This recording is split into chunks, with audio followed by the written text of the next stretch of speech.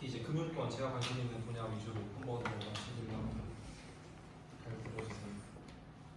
우선 첫 번째 멘토가 누군지 모르면은 이제 내용을 이해하기가 쉽지가 않잖아요. 첫 번째로 제 소개를 할 거고, 그다음에 이제 전반적인 컴퓨터 공학과 진로 말씀드린 다음에 금융권 직무 그리고 금융권 주요 채용 공고, 그리고 결과적으로 여러분들이 앞으로 홍익대 컴퓨터 공학과를 다니면서 어떤 활동을 하실지 설명드릴 거고요. 우선 저는 그 컴퓨터 공학 전공은 여러분과 다르게 전공 컴퓨터 공학부라는 학부생이고요. 좀 나이가 있습니다. 20학번이고요. 지금 1년 휴학 한번 해서 3학년에 재학 중입니다. 그리고 2020년도에 1학년에 오면서 이제 PCRC 들어왔고요. 저 또한 몇 번의 수많은 세미나들을 봤었는데 제가 이렇게 세미나를 진행한다는 게 좀 신기합니다. 우선 컴퓨터공학과는 졸업 후에 굉장히 많은 곳에 이제 취직을 할 수가 있는 특징인데요. 그 중에서도 주변 선배분들이 가장 많이 취직하는 것을 꼽아봤어요.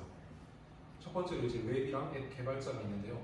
여러분이 이제 흔히 많이 들어보신 이제 네이버, 카카오, 네카라 쿠베담도 취직하지 않느냐라는 말에 해당되는 게 저 부분인 것 같습니다. 조금 더 자세하게 나가면 프론트엔드, 백엔드 등의 개발자도 많이기도 하는데요. 그리고 이제 그 다음에 많이 가는 게 이제 서버 엔지니어인 것 같아요. 서버는 이제 저희 멀미실 같은 경우에도 서버가 있고 어딜 가든지 이제 서버가 다 있잖아요. 그런 거 관리하는 거고요. 세 번째는 이제 보안 전문가인데요. 보안, 여러분 뭐 암호화기나 이런 거 관심 있으신 분들은 또 보안으로 많이 가시는 것 같아요. 저희 컴퓨터공학과에도 학회가 있더라고요. IHHH 네, 그런 학회가 있고. 네 번째는 이제 대학원을 보통 많이 가는 직업이에요. 데이터 과학이나 인공지능 전문가가 되고 싶을 경우에는 대학원도 많이 가는 것 같습니다. 그리고 여러분이 아직까지는 좀 생소하실 수도 있는데요. 저희가 공무원을 또 할 수가 있어요. 이렇게 세 가지 분야가 있는데요. 전산개발, 데이터, 정보보호 관련해서는 여러분들도 이제 PSET이라는 공무원 시험을 치셔서 충분히 합격하실 수 있고요. 얼마 전에는 작년 같은 경우에는 저희 학과에서 최연소 합격자가 나왔더라고요. 그래서 한번 관심 있게 보시면 좋겠습니다. 말씀드린 대로 개발자 같은 경우에는 수많은 브랜드에 일을 할 수 있고요. 두 번째로는 은행권, 제가 말씀드린 금융권도 많이 가시죠. 세 번째는 이제 공사 같은 공기업도 많이 가시고, 저희가 잊어서는 안 되는 게 해외 취직도 할 수가 있거든요. 그것도 한번 생각하시면 좋겠습니다. 저는 오늘 이제 금융권에 대해서 조금 더 말씀을 드리고 싶은데요. 저 또한 관심 있는 부분이 금융권이거든요. 우선 KB 국민은행의 채용 공고를 통해서 금융권에 어떤 직무가 있는지 알아보겠습니다. 우선 첫 번째로 보면은 시스템과 클라우드라고 묶어놨는데요. 여기서 말하는 시스템이라고 하면 은행에서 이제 뱅킹 서비스를 진행하잖아요. 여러분이 이제 뭐 하나 원큐나 뭐 KB 리브 앱을 켜서 이제 대출을 받거나 아니면 뭐 적금을 가입하거나 하는 모든 시스템을 이제 전산화 시켜놓는 과정이 시스템이고요. 그리고 이제 클라우드 같은 경우에는 원래 은행은 되게 보수적이에요. 송금을 했는데 만약 오류가 나서 그 사람 전 재산이 갑자기 누락이 돼버리고 이럴 수 있기 때문에 굉장히 시스템을 바꾸는데 보수적인데요. 그럼에도 불구하고 요즘은 은행도 조금 더 이제 클라우드나 이런 신기술을 적용하려는 모습을 보이고 있습니다. 그리고 이제 두 번째로는 데이터 분석 또는 인공지능 이렇게 나뉠 수도 있고요. 세 번째로 보안 직무도 뽑고 있습니다. 그리고 흔히 아는 개발자 직군도 은행에서 많이 채용하고 있는데요. 웹앱 개발이라고 하면 프론트엔드와 백엔드로 나뉩니다. 프론트엔드는 쉽게 말해서 여러분이 네이버 앱을 켜서 거기서 검색창을 입력하고 그 내용이 이제 서버로 보내지는, 한마디로 눈에 보이는 그림들을 다루는 영역이라고 보시면 될 것 같아요. 백엔드 같은 경우에는 그냥 이제 저희 스스로 이제 코드를 짜서 사용자가 실제로 보지는 못하는 그런 것을 의미하는 기능입니다. 그리고 이제 은행권 채용 공고를 보면은 우대사항이 은행별로 다 있어요. 보통 이제 IT 관련 자격증은 항상 들어가는데요. KB 국민은행 같은 경우에는 이러한 자격증들이 있고요. 대표적으로는 정보처리사 저희 학과 선배님들이 많이 따셨던 걸 봤고요. 그리고 SQLD도 많이 따시고 ADSP도 많이 따세요. 근데 SQLD랑 ADSP가 뭐냐고 물어보신다면 약간 데이터를 다루는 백엔드 언어라고 보시면 돼요. 그거를 얼마큼 쓸 수 있냐를 나타내는 자격증이고요.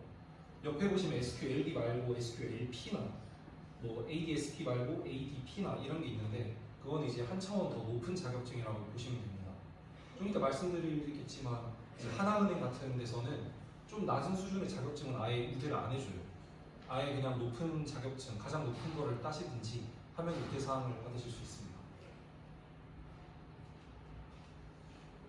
이제 그리고 이제 전형별 심사 면제 대상이라고 은행마다 또 다 있는데요. 나중에 여러분께서 금융권에 관심이 생기시면 이런 활동들을 한번 해보시는 것도 좋을 것 같아요. 첫 번째로는 이제 뭐 AI 챌린지나 뭐 디지털 활동 같은 걸 하셔서 전공 관련해서 능력을 보여주셔도 되고요. 그게 아니라 나는 약간 그 은행에 약간 기여를 해보고 싶다 하시면은 뭐 신한은행 홍보대사 뭐 이런 것도 해보실 수 있어요. 그런 것도 이제 서류 전형이 명제되는 큰 혜택이 있습니다. 대부분의 은행권은 전부 세 가지를 보는데요. 우선 서류 전형을 합격하셔야 되고요. 그 다음에 이제 두 번째로는 코딩 테스트를 합격하셔야 됩니다. 코딩 테스트는 주로 프로그래밍 언어 한 개를 골라서 알고리즘 테스트를 보고 SQL이라는 데이터베이스 언어를 보는 총 두 가지로 대부분 구성이 되어 있고요. 이제 그걸 뚫어내시면 또 1차, 2차 면접까지 뚫어내셔야지 은행에서 일하실 수가 있습니다. 저도 이걸 뚫어내야 되는데요. 이제 신한은행 이제 보여드리겠습니다. 신한은행은 우대사항이 아까 국민은행이랑 좀 다르죠. 자격증을 반영을 안 합니다. 그리고 이 컴퓨터공학과 저희는 이제 우대 받을 수 있고요. 실제로 제 한 기수 위에 신한은행 가신 선배분이 TCRC 그때 부회장 누나였거든요. 저한테 막 밥도 사주시고 했는데 저도 따라서 가보겠습니다. 여러분도 가보시면 좋겠네요. 그리고 이제 하나은행 같은 경우에는 좀 특이한 부분이 있어요. 하나은행은 이제 KB 하나은행이라고 예전에 외환은행이라고 있었는데요. 그걸 인수함으로 인해서 조금 더 글로벌한 업무를 많이 하는 제1금융권이라고 보시면 돼요. 그래서 어학 능력을 좀 높이 보는 곳인데요. 실제로 작년에 취직한 분을 제가 좀 알게 돼서 여쭤보게 되었는데 그분 또한 뭔가 전공 능력이 다른 은행권에 비해서 좀 약해도 뭔가 내가 토익이 약간 900점대고 뭐 오픽이라는 또 이제 말하기 시험은 나중에 여러분 취직하실 때 준비하실 텐데 그게 굉장히 높은 수준이다 하면은 굉장히 어필이 되는 은행이라고 합니다. 그리고 하나은행은 좀 특이하게 2년간 합격 시에는 컴퓨터공학 직무를 아예 수행하지 않아요. 반드시 2년 동안은 일반 은행 지점에 가서 흔히 창구 업무라고 하죠. 여러분 이렇게 응대하고 이렇게 환전했을 때 드리는 그런 업무를 2년 동안 수행하게 됩니다. 조금 더 여기는 자세하게 말씀드리고 싶은 게 저도 여기에 좀 관심이 많아서 지금 을지로 입구에 이 본사가 있거든요. 그래서 지금은 거기서 일을 하는데 나중에 1, 2년 뒤에는 이제 송도에 신사옥을 지어서 약간 좌천될 거라고 합니다. 그래서 그 부분을 지원하실 때 한번 생각해 보시는 게 좋을 것 같아요. 그리고 여러분이 농협에 대해서는 많이 모르실 수도 있는데요. 농협도 제1금융권 중에서 가장 톱티어로 분류되어 있는 은행이에요. 연봉도 굉장히 높고 또 제 한 기수 위에 PCRC 선배분도 농협중앙회를 들어가셨다고 들었거든요. 그런데 여기는 조금 다른 게 시험을 칠 때 뭔가 약간 공기업스러운 느낌의 MCS 기반의 문제를 풀어요. 그건 이제 제가 다음 거와 같이 설명드리겠습니다. 네, 다음 거부터 이제 나오는 두 개는 공기업 공사라고 부르는 금융공사인데요. 첫 번째로 한국은행입니다.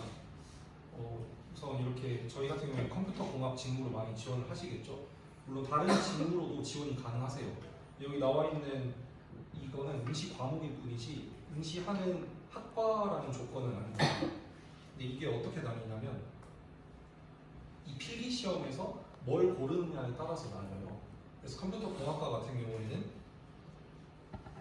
이런 과목들을 배웁니다. 저희 소프트웨어 공학이라고 4학년 1학기 때 배우고요. 데이터베이스 3학년 2학기, 컴퓨터 구조, 지금 제가 배우는 3학년 1학기, 데이터 통신 2학년 2학기 등등 배우는데 이런 거를 잘 알고 계신다면 시험에 응시하기 쉽겠죠. 근데 저는 저희 학교 기준으로는 전 박준상 교수님의 데이터 통신을 듣고 컴퓨터 네트워크를 듣고 있는데 그거를 들었다면 좀 자신 있게 문제를 풀어볼 수 있지 않을까라는 장점이 있어요. 좀 어렵게 강의를 하시는 대신 그걸 한번 배워놓으면 좀 기억이 오래 남는 것 같습니다. 그래서 나중에 준상 대통에 관련된 질문 있으시면 해주시면 좋을 것 같고요. 금융감독원이라는 곳도 있어요.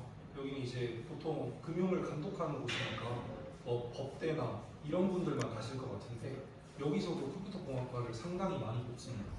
요즘은 전부 한국은행도 그렇고 디지털화시키는 게 목적인 곳이 많기 때문에 이런 것도 한번 관심을 가져보면 좋을 것 같습니다. 채용 절차는 앞서 말씀드린 한국은행과 같게 이제 이런 과목들을 보고 면접을 치면 합격을 하십니다. 그러면 이제 여러분은 1, 2학년이시잖아요. 그러면 제가 말씀드린 거를 결국에는 거의 다는 까먹으실 거예요. 그래서 추천 활동을 이제 제가 말씀드리고 싶은데 멋쟁이 사자처럼이라고 혹시 들어보셨나요? 저는 작년에 1년 동안 멋쟁이 사자처럼으로 활동했었는데 저희 이제 프론트엔드라는 분야에서 엔지니어를 맡았었어요. 여러분이 이렇게 인스타그램을 치시면 이렇게 배치되어 있잖아요. 그림 같은 게 배치되어 있고 이런 걸 다루는 게 프론트엔드였고요. 저는 포폴로라는 서비스를 만들었습니다. 지금 또 검색하시면 어떤 서비스인지 인스타그램에 나오거든요. 한번 구경해 주시면 좋을 것 같고요. 안타깝게도 저 링크는 유지 비용상 이제 막혔습니다. 저희가 수익화를 시키지는 못했는데요. 간단하게 설명드리면 약간 이제 저희가 IT 직군으로서 굉장히 다양한 곳에 나중에 지원을 하시게 될 거예요. 예를 들어서 나는 사람은 하나인데 백엔드 직무로도 지원하고 프론트엔드로도 지원하고 근데 내가 한 프로젝트 종류는 너무나도 많다. 그걸 한 번에 모을 수 없을까라는 아이디어로 만든 서비스예요. 그래서 여러분이 했던 프로젝트를 SNS 형식으로 이렇게 올려두면 그게 사람들과 공유, 링크드인처럼 공유도 할 수 있고 지원 시에는 그 분야에 맞게 선택을 해서 엑기스만 이렇게 추출해서 또 포트폴리오에 반영을 해주는 그래서 다양한 곳에 이렇게 편하게 지원해 줄 수 있는 서비스였는데요. 네, 그렇습니다. 한번 나중에 봐주시면 좋을 것 같고요. 이거 외에도 약간 UMC라든가 또는 소프트 아직까지는 많이 안 들어보셨을 만한 개발 동아리도 많아요. 또는 이제 신촌에 세오스라는 것도 있고요. 이름을 뭐 하나 정도씩은 기억해 두셨다가 나중에 2학년, 3학년 때 뭐 활동해 보시면 굉장히 좋은 기회가 되지 않을까라는 생각을 합니다.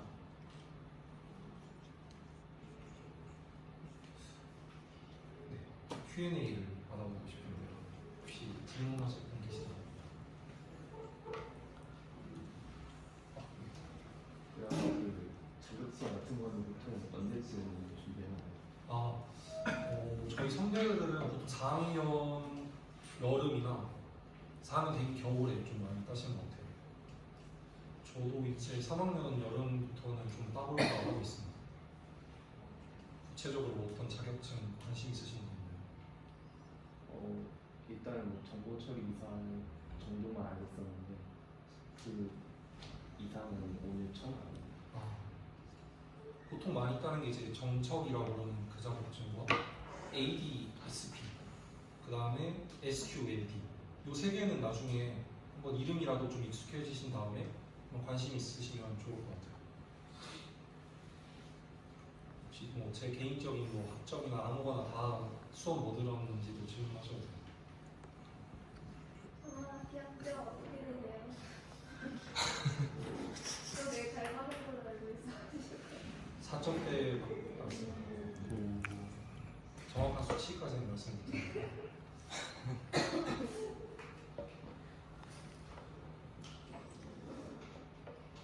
편하게 그냥 농담시킨 질문도 감당할 수 있으니까요. 네. 저는 1학년 때는 뭘 해야 될까요? 1학년 때요. 1학년 1학기 파이썬, 그 다음 2학기가 시언어잖아요. 저는 1학기에는 시언어를 한번 유튜브에서 약간 6시간 강의가 있거든요. 그런 거 그냥 굳이 따라칠 필요도 없고 그냥 뭘 배우는지 정도만 한번 이제 보셔도 좋을 것 같아요. 그리고 저는 개인적으로 뒷풀이 같은 거 열심히 가시고 추억을 쌓는 게 더 좋을 것 같습니다. 근데 프로젝트 하는 게 금융권 지원해주고 도움 많이 있고. 아, 네. 예를 들어서 저는 프론트엔드 친구로 1년 프로젝트 했잖아요. 근데 제가 나중에 꼭 프론트엔드가 아니라 뭐 백엔드나 데이터 분석으로 지원을 할 때도 그 역량을 같이 어필할 수 있어요. 왜냐하면 예를 들어서 뭐 백엔드나 데이터 분석을 업무를 해도 결국은 은행에서도 뭐 문과직 은행 분들한테 보여주기 위해서는 HTML 이런 뭐 프론트엔드 언어를 쓰거든요. 그래서 그걸 할 수 있다는 거는 굉장히 강한 어필이 될 겁니다. 그리고 여러분들이 개발 동아리를 하나 해보셨으면 좋겠는 게 이게 반드시 어떤 언어를 막 깊게 안다라는 개념도 있지만 약간 그 개발 프로세스 전반을 여기서 프론트엔드 이런 걸 맡고 백엔드 이런 걸 맡네 약간 이런 거를 다 알 수 있거든요. 그래서 되게 추천합니다. 들어가기가 좀 요즘 많이 빡센 것 같긴 해요.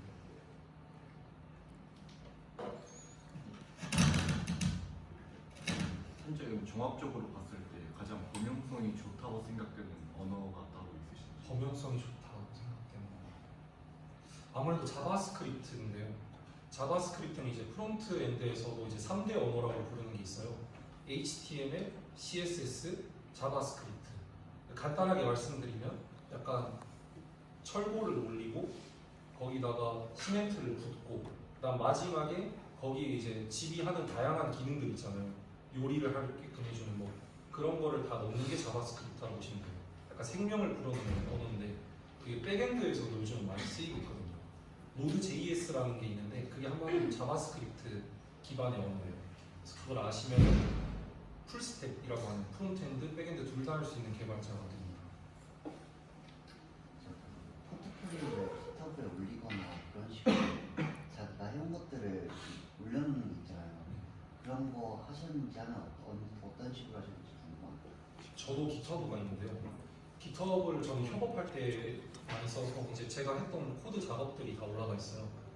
전 아직 정리는 안 해놓은 상태라서 굉장히 난잡한데 나중에 이제 취직하실 때는 정리를 한번 저도 해야 되고 해주셔야 될 것 같아요.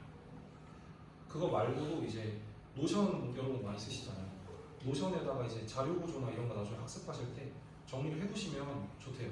그것도 이제 기업에 어필할 수 있는 하나의 이제 링크가 되거든요. 내가 이런 식으로 공부를 되게 효율적으로 해왔고 이런 걸 보여줄 수 있기 때문에 그런 것도 한번 나중에 지금은 뭐 그냥 좀 많이 즐기시고 나중에 한번 준비해보시면 좋을 것 같아요.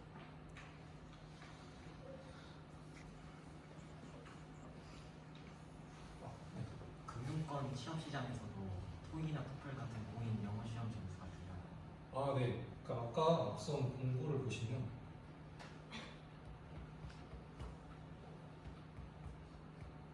하나은행 같은 경우에는 이제 어학 성적 우수자를 문과직능 같은 경우에는 우대해준다고 써 있어요. 그것뿐만 아니라 저희가 면접도 무시를 못 하거든요. 결국 최종 관문은 1, 2차 면접인데 그곳에서 어필을 해주셔야 돼요. 어학능력. 특히 하나은행은 그렇고요. 국민은행, 신한은행도 우대사항에는 적혀있지 않지만 어학 능력 있으시면 조금 더 도움이 되는 건 알고 있어요.